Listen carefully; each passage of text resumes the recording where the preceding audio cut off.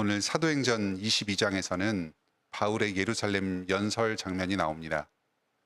예루살렘의 유대인들 앞에서 연설을 합니다.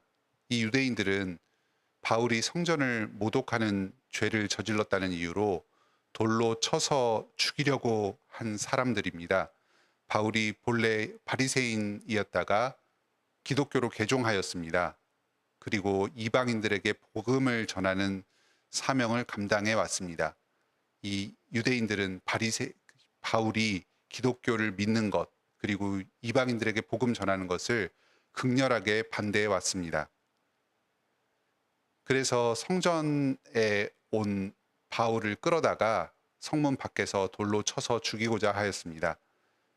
로마 군인들이 성전을 지키고 있다가 이 소동을 보고 질서 유지 차원에서 바울을 체포했습니다. 그런데 바울이 자신이 로마 시민권자임을 밝히고 유대인들에게 해명할 수 있도록 기회를 부여받았습니다. 방금 전까지는 유대인들에게 죽임을 당할 뻔하였는데 이제는 로마 군인의 보호를 받으면서 안전하게 복음을 전하게 되었습니다. 이 바울을 죽이려고 했던 유대인들은 바울의 이 설교를 들을 수밖에 없었습니다. 하나님께서 지키시고 보호해 주시는 사람의 모습이 이와 같습니다. 여러 위협 가운데에서도 굴하지 않고 담대하게 사명을 감당해 나갈 때에 위기를 기회로 바꿔주시고 또 사명을 감당할 길을 열어주십니다. 1절로 21절은 유대인 군중들을 대상으로 한 이 설교의 구체적인 내용입니다. 이 군중들 대다수는 지금까지 바울이 율법을 부정하고 성전을 더럽힌다고 크게 오해를 하였습니다. 그래서 폭동을 일으키고 바울을 죽이려고 하였습니다. 바울은 먼저 자신에게 가해진 이 오해를 풀고자 하였습니다. 그리고 이번 연설을 계기로 해서 이 믿지 않는 유대인들을 예수 그리스도께로 인도하고자 하였습니다. 이 연설에서 주목할 점은 성경의 내용을 객관적으로 진술하는 데 초점을 맞추기보다는 자기 개인의 체험, 어떻게 예수님을 만나고 회심하게 되었는지, 어떻게 자신의 삶이 변화되었는지 하는 자기 개인적인 구원의 경험에 초점을 맞춘다는 점입니다. 내가 어떻게 회심하게 되었는가, 내가 어떻게 이방인의 전도에 힘쓰게 되었는가를 바울 자신이 경험한 예수 그리스도 체험에 비추어서 자세하게 설명합니다. 이런 간증 방식의 설교는 바울에게 적대적인 군중들에게 더욱 효과적으로 복음을 전할 수 있는 방식이었습니다. 이미 바울에 대해서 적대하는 사람들에게 성경의 내용을 자세히 풀어서 설명하는 것은 큰 효과를 미치지 못할 수 있습니다. 바울 말씀을 전하는 바울에 대한 권위가 없는 상태에서 이 바울이 해석하는 그 말씀의 진리가 별로 전달이 잘 안 되었을 수 있습니다. 오히려 진솔하게 바울 개인의 구원의 체험을 이야기함으로써 이 듣는 사람들의 공감대를 형성하고 또 부드럽게 예수 그리스도께로 권유하는 효과를 거둘 수 있습니다. 바울 사도는 앞서서 회당의 유대인들에게는 성경을 자세하게 풀어서 전하기도 하고 또 이방인들에게는 그들의 논리에 맞춰서 변증적으로 하나님과 예수 그리스도의 복음을 전하기도 하였습니다. 또 이번에는 이 자신을 핍박하는 유대인 군중들에게 자기 개인의 복음 체험을 전하기도 합니다. 군중의 특성에 따라서 상황에 따라서 유연하게 복음 전파의 방식을 변화시켰습니다. 상대방에게 가장 적합하고 적절하다고 생각되는 방식으로 복음을 전하였습니다. 사실 이런 이 바울의 유연성의 밑바탕에는 상대방을 진정으로 사랑하고 배려하는 마음이 담겨 있습니다. 내가 알고 내가 전하기 편한 방식으로 복음을 전하려 하기보다는 상대방을 진심으로 생각하고 배려하면서 상대방에게 가장 적합한 전도의 방식이 무엇일까를 고민하면서 이렇게 다양한 전도의 방식을 취하였습니다. 우리에게도 이렇게 주변 사람들을 향한 관심과 배려에서 나오는 복음 전도의 지혜가 있기를 바랍니다. 때를 얻든지 못 얻든지 내가 사랑하고 섬기는 나의 가족들, 친지들에게 가장 그 상대방의 처지와 상황에 적합한 방식으로 복음을 전할 수 있기를 바랍니다. 나에게 살아계시고 역사하시는 그 우리 주님의 구원의 복음 경험을 우리 주변 사람들과 함께 나눕시다.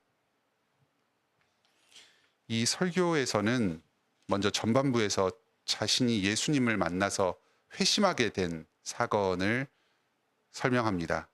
이 내용은 앞서 사도행전 9장에서 객관적으로 기술이 되었습니다. 근데 지금 여기 사도 바울의 설교에서는 그 내용이 직접 사건을 경험한 자기 자신의 관점에서 좀 더 자세하게 설명되어 있습니다. 바울은 길리기아 다소 지방에서 태어나서 어린 시절부터 예루살렘에서 거하면서 당시에 유명한 유대인 랍비였던 가말리엘의 문화에서 유대교 교육을 받았습니다. 바리새파 랍비로 성장해 나갔습니다. 이 사도는 교회를 박해하는 이 유대교에 앞장서서 일을 하였습니다.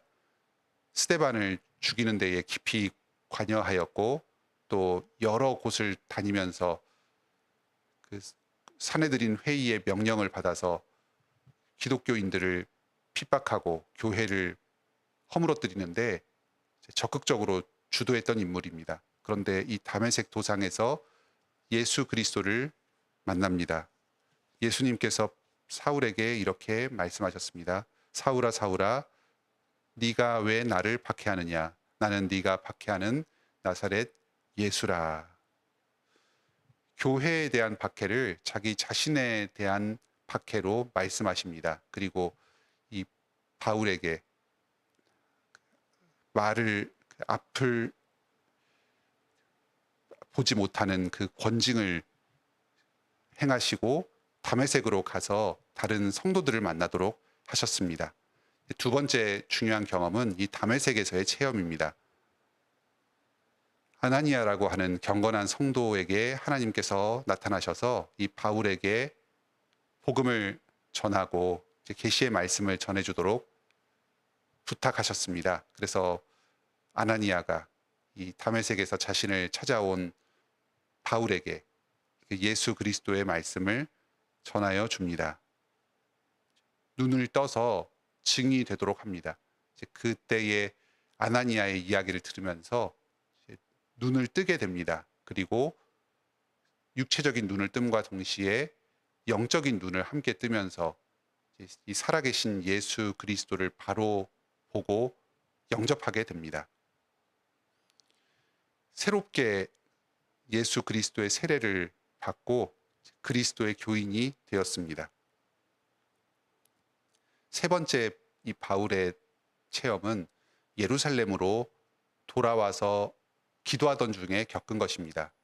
앞에 이 다메섹 도상에서의 체험, 또 아나니아가 전해준 이야기를 통한 체험, 이것은 바울이 어떻게 예수님을 믿고 회심하게 되었는가를 보여준다면 이 예루살렘에서 겪은 세 번째 체험은 자기가 왜 예루살렘을 떠나서 이방인의 사도로 이방인들에게 복음 전하는 역할을 감당하게 되었는지를 설명해주는 체험입니다. 기도하던 중에 주님께서 다시 나타나셔서 속히 예루살렘에서 나가라. 멀리 이방인에게로 보내리라 하는 계시의 말씀을 들었습니다. 이전까지 바울은 유대인의 일원으로서 교회를 핍박하고 전하는 일에 앞장섰습니다. 이러한 유대인의 관점에서 보았을 때는 변절자에 속하는 바울의 복음이 유대인들에게는 설득력 있게 다가서기가 어려웠습니다. 또 다른 유대교 안에 유대인 출신의 기독교 신자들에게도 이제 이전까지 그 교회를 박해하던 그 사도 바울이 효과적으로 목회하기가 어려웠습니다. 이러한 이유에서 예수님께서는 사도 바울을 이방인의 사도로 정하셨습니다. 이방인에게 효과적으로 복음을 전할 수 있는 여러 지적인 능력, 또 사회적인 배경, 신분을 갖춘 이 바울을 사로잡으셔서 구원하여 주시고 멀리 이방으로 파송하여 주셔서 이방인들에게 복음을 전하는 역할을 맡겨 주셨습니다. 바울은 자신의 이 간증을 통해서 내가 예수 그리스도를 믿게 된 것은 예수님께서 나에게 직접 나타나셔서 부활하신 자신을 보이시고 증언하셨기 때문이다. 그리고 자기가 이방인의 사도가 된 것도 이 부활하신 예수 그리스도께서 나에게 지시하시고 명령하셨기 때문이다. 내가 나의 생각대로 임의로 행동한 것이 아니라 오직 주님의 말씀대로 주님의 뜻에 따라서 이 모든 일을 감당했다 하고 증거하고 있습니다. 여기까지 말하자 이제 백성들이 혼란스러워져서 이제 더 이상 이 바울의 이야기를 듣기를 원치 않습니다. 22절로 30절에서는 이 천부장이 바울을 데리고 가서 신문하려고 하는 내용이 나옵니다. 이 혼란스러운 상황에서 천부장은 바울을 다시 데리고 갑니다. 그리고 백부장을 보내서 바울을 신문하고자 합니다. 그러자 바울이 자기가 이 로마 시민이라는 사실을 다시 한번 확실하게 밝힙니다. 그러자 천부장이 직접 와서 자신은 돈을 주고 로마 시민권을 획득하였는데 너는 어떻게 이렇게 남루해 보이고 사람들에게 핍박을 받는 자가 로마의 시민이 되었느냐 하고 묻습니다. 그러자 바울이 자기가 날 때부터 시민이었다는 사실을 밝힙니다.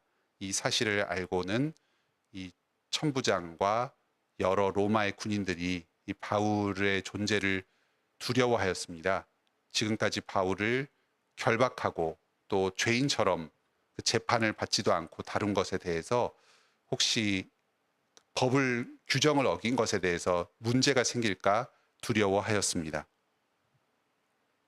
마지막 30절에서는 산헤드린 회의로 바울을 넘깁니다.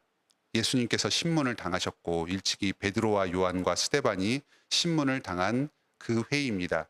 한때 바울은 이 산헤드린 회의의 일원으로서 스데반과 또 다른 교인들이 핍박당하는 일에 앞장섰던 사람입니다. 그런데 이제는 자신이 그 예수님과 다른 사도들 제자들이 당하였던 이 처지와 동일하게 되어서 그 고난을 함께 감당하게 됩니다.